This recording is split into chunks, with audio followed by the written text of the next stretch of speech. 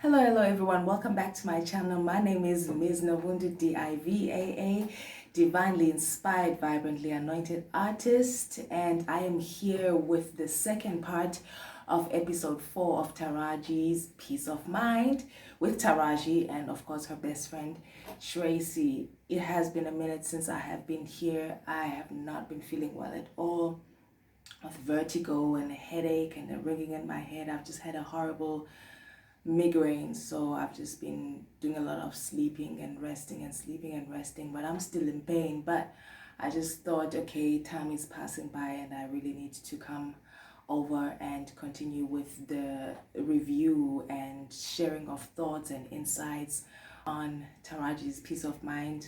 So if you remember, episode 4 of Taraji's Peace of Mind was this is where Obasi Jackson came, as well as China Doll came to the show, and they were talking about the effects of sudden death from a male perspective and from a female perspective.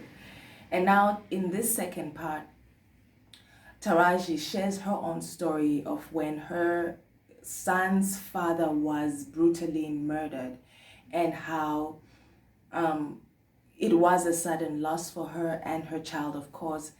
The conversation moves around the languaging and leaning in to the grief and the languaging of what has happened, especially for the child. So there's a therapist there, her name is Ciara, and they're just talking about what is the hardest thing about sudden loss. And she talks about how the hardest thing about sudden loss is leaning into those 5 stages of grief. I think it's the 5 stages of grief is very formulaic. I think we can use it as a guideline, but I honestly don't believe they work in the same order, or in each human being, they don't culminate in the same order or even culminate at all of them in experiencing loss. So I don't particularly subscribe to that 5 stages of grief. I think there are probably more than 5 stages of grief. And depending on who you are and what your personality is, then it works itself out in different ways, But I can appreciate those stages. And if it helps as a guideline to someone else, then just to they were talking about leaning into the 5 stages of grief and not fighting the 5 stages.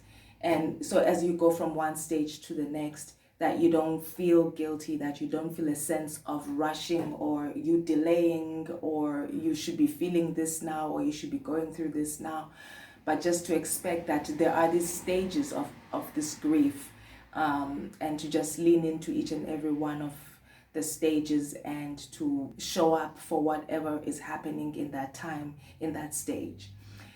So the next part of the conversation goes towards, some of the tools of dealing with grief outside of leaning into the 5 stages of grief. And Ciara, the therapist, talks about the tools of forgiveness. A lot of these sudden deaths, particularly Obasi or China Doll or even Taraji, she talks about, these were sudden deaths, and there's all of this. There was, for example, with China Doll, they had broken up, probably like a temporary breakup. But so there was forgiving the deceased as well as forgiving yourself that had to happen. Forgiving the deceased for whatever you never got to say to the deceased before their sudden death, and forgiving yourself for, let's say, you were not talking to that person at the time and they happened to die, and now you can never get to be able to tell them. But I honestly just believe in being able to talk to a person in their presence or in their absence exactly what you want them to say. And I believe that both exercises are very healing exercises, that you just put a chair in front of you, or you just speak in front of you, and you speak to the person that you have a grievance with, the person that you need to forgive, the person that you need to tell the truth about something, but they're not there. That work is, as personally I feel, is as important and as effective as effective as if you were actually talking to the person and they were alive or they were present in the room.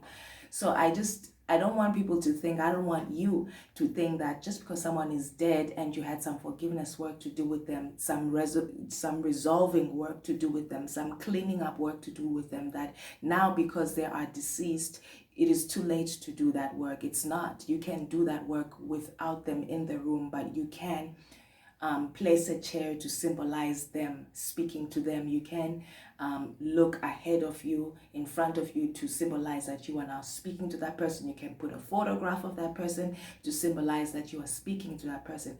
And as I'm talking right now, I'm talking about even just sudden death of a friendship, sudden loss of a relationship, but the person is still alive and you have all these things that you need to say to them, but you no longer have the kind of access to them that you would have if you were still in relationship with them. Or perhaps you don't even want that kind of access to them because you don't want to be in relationship with them, you don't want to interact with them, but you have this forgiveness work, these things that you need to get out of yourself in order to clean your slate and just wash yourself clean and be able to go on. I would suggest a picture of them in front of you, or just pretending that they're sitting in front of you, or a chair in front of you, or maybe a candle in front of you, and speaking to that candle or that symbol of them, and speaking all the things that you need to say, and ending it with forgiveness and saying, nonetheless, despite all that this has occurred, I forgive you, I bless you, and I release you. And end it there. For me, I've done this, and on my healing program, on my own forgiveness program that I have come up with, and it has helped me so much, just be able to forgive the most atrocious things people do, people who burn bridges, people who throw stones, people who've done horrible things, and there's this sudden cut off where you have to come out of interaction or relationship with that person, but you still have these grievances with them. There is a way to have those conversations without them there, and clean your slate and wash yourself clean, so that you are able to go on without any sense of bitterness and resentment weighing you down.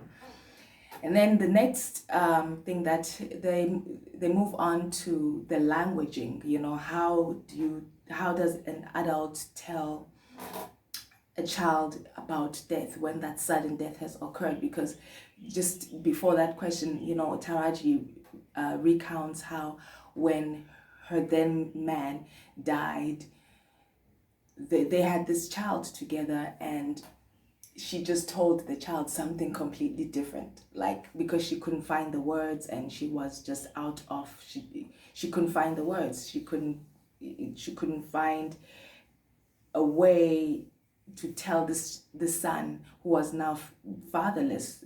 She just didn't have the courage, and of course it created problems in the future when he eventually found the truth.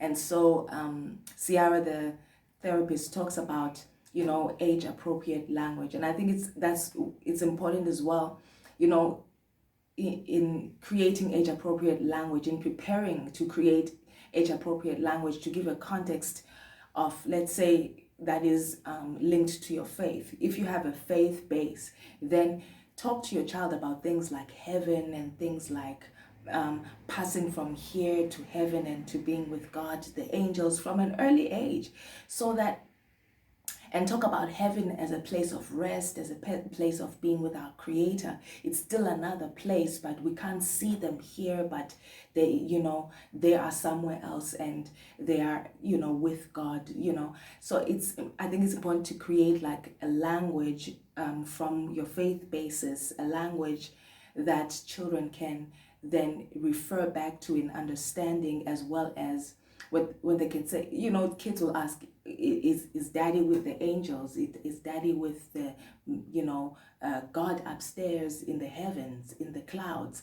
Or, you know, is that daddy with the birds? You know, so that's why it's important to kind of integrate your faith, an age appropriate childlike faith language into your language as you speak to your child, so that should something like a sudden death happen or a sudden breakup happen, you're able to, in an age appropriate way, be able to relate to the child what has actually happened. The other thing that came up was just to not live in the regret, of the should haves and the would haves. That because I guess there were problems in the teenage years of Taraji's son's life now when he found out the truth, and they had to go to therapy to kind of hash this thing out because, he was told something completely different and that actually his dad was brutally murdered. And so the therapist Ciara talks about, just not looking at the would haves and should haves, because at that point, to forgive yourself and realize that at that point you did know better. But when you knew better and when the symptoms of your misstep came out, then you did better and you rectified them by telling the truth or going into therapy and having someone facilitate that conversation. And that's all that you can do in hindsight, is correct the course and ask for forgiveness for not being able to language death to a child at a certain time. But I would I would honestly not I would not suggest lying to your child and telling them something completely different.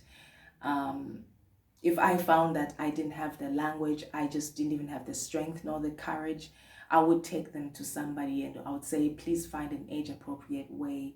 I would research and say, please find an age-appropriate way to tell my child that her dad is gone, or her mom is gone, or her grandmom or her granddad is gone, or her uncle is gone, or whoever, is gone. And they're not going to see them again.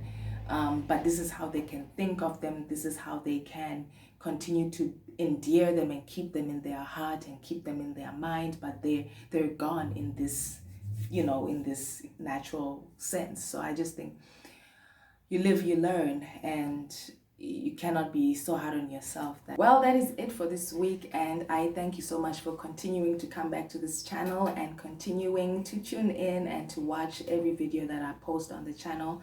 There are some other videos that I was supposed to post besides the reviews and sharing thoughts on Iana Fix My Life or Peace of Mind with Taraji. But as I said before, I have been very unwell. So I will do that as soon as I feel much better than I do. So thank you so much. I truly appreciate you for your subscription. Thank you for continuing to watch. Please like, please share, please comment down below. I am interested in hearing what your thoughts are on these shows and what your thoughts are on my thoughts. And I just want to come into conversation with you. So please comment down below. Anyway, I will see you again next time. Thank you so much for tuning in. It'll be sooner than you think. Bye.